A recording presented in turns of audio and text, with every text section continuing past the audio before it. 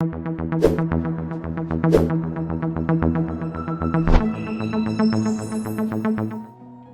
it's not sound at all. It is a house of cards that is starting to collapse. And the reason that the banking system is so unsound is really twofold. One, the Federal Reserve kept interest rates at zero for over a decade, basically. And during that time, banks loaded up on low-yielding, long-duration treasuries and mortgage-backed securities.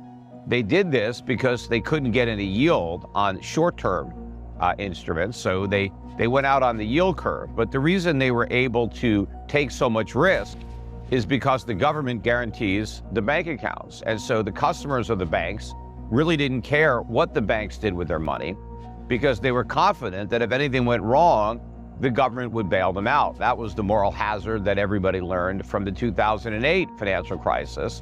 And that's why this financial crisis, and everybody is reluctant to label it a financial crisis, but it is much worse than the one that we had in 2008, because thanks to the mistakes that the Fed has made since that crisis, we have a much bigger bubble now. The Fed caused the bubble that led to the financial crisis of 2008, and then they inflated a bigger bubble to try to paper over those mistakes and kick the can down the road so that we wouldn't have to deal with the full consequences of resolving all those mistakes. And of course, we just compounded the problem with bigger mistakes, and now the U.S. economy is poised on the biggest economic disaster in its history.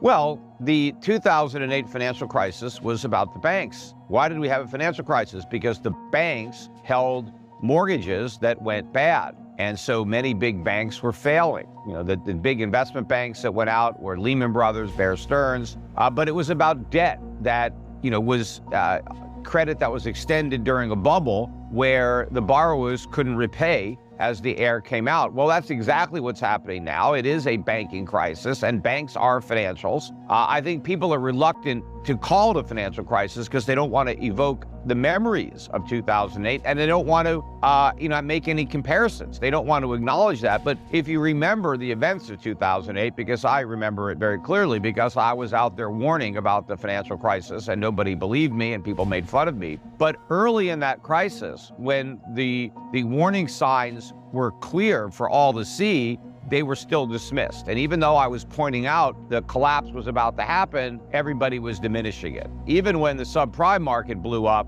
that didn't raise any alarms. The Federal Reserve and everybody said, don't worry about subprime, it's all contained. So it's the same thing now. They are dismissing all the early signs of a major financial crisis. But make no mistake, we're on the cusp of one, and again, it's going to be much bigger than the last. Well, the banks that were too big to fail are much bigger now, and they're even more insolvent. The Fed never really stress tests what was going to happen. They just assumed that stagflation was impossible, so they didn't bother to test for it. But the economic event that the banks can't handle is a big decline in the economy coupled with a rise in inflation. So if we have high inflation and recession at the same time, the banks are going to fail. And the problem is the public is going to want to withdraw its money from these banks, because the banks are not going to be able to pay an interest rate anywhere near enough to compensate for the continued erosion of the value of their deposits through inflation.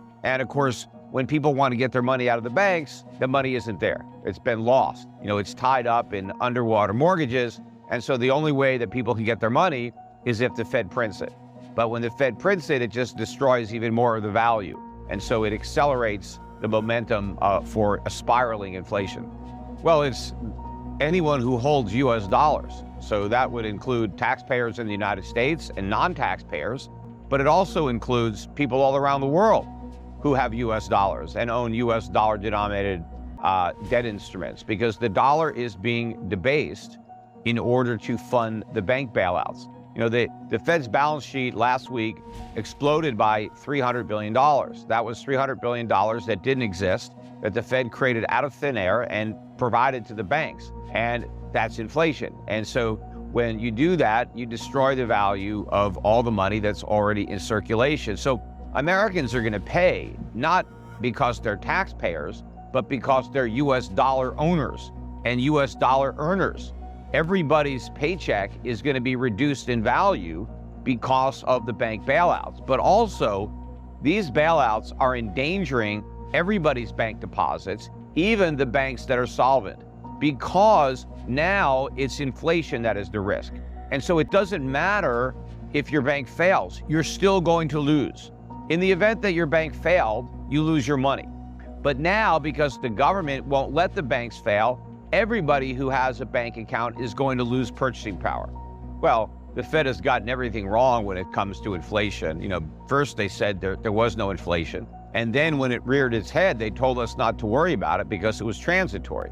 And then they got that wrong and they said, oh, well, we're going to take action to bring it back down to 2%. Meanwhile, it's nowhere near 2%. It's at 6%. But the Fed just ended its tightening cycle and began a new easing cycle. So it's gone from inflation fighting to inflation creation, except now the new baseline is 6%, and we're going up from there. I think probably before the end of this year, we're going to be seeing annual inflation rates in the double digits. No, because the Federal Reserve is bailing out all the banks, and it is flooding them with liquidity. It keeps printing new money. And so, they're not letting tighten credit contract. It should contract. But if you look at the consumer, credit card debt is at record highs and rising. Savings rates are at record lows and falling. So people are spending everything they have and then some. The only way to bring down inflation would be to have people reduce their spending and increase their savings. But that's not happening. The opposite of that is happening. And of course, we need to have the government, the biggest spender of them all, needs to cut spending. These record budget deficits need to be brought under control. But none of that is happening. In fact, the government is spending more. The deficits are going up. So this is all an inflationary fiscal policy combined with a still inflationary and now super inflationary monetary policy with the return to quantitative easing. So no, inflation is going up. We're more likely to get to 20% than 2%. Well, the government created that problem when they bailed out Silicon Valley Bank and Signature Bank and said the reason we're bailing out these banks and making all the depositors whole, even the depositors who had accounts that were not insured, is because these banks were so big that if we didn't bail out every customer, we thought it would have a negative impact on the economy. But what they're saying is if you happen to bank at a small bank and you have a large account and that bank fails, well, we're probably not going to bail you out because that bank is too small, and so your losses won't have a meaningful impact on the economy, so you're just going to be left to twist in the wind. And so when people hear this, the logical move to make is, if you are a customer of a small bank, to withdraw your money and put your money into one of these large banks that are too big to fail or are systemically important, and therefore that your money is safe. And the irony here is the government, through this policy, is going to encourage customers to withdraw their money from solvent banks